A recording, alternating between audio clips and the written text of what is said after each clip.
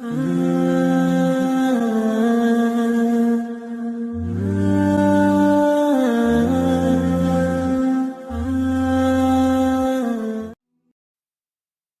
ایک ایسا فن ہے جس کا ہتھیار بھوک ہے۔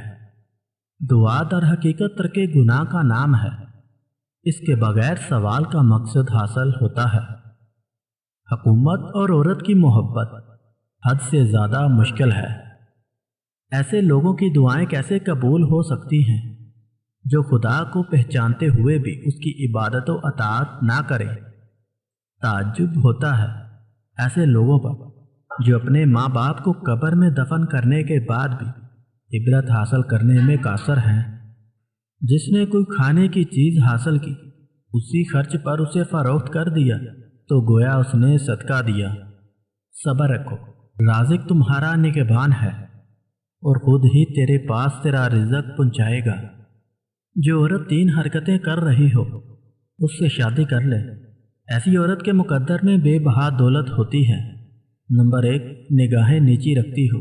نمبر 2، کم بولتی ہو۔ نمبر 3، حسن اخلاق رکھتی ہو۔ جو بندہ کہتا ہے کہ کل میں خوش ہو جاؤں گا، وہ کبھی خوش نہیں ہو پائے گا۔ چھن جانے کے بعد جس مقام کی دوبارہ تلاش شروع ہو جائے، وہی مقام انسان کے لیے جنت ہے۔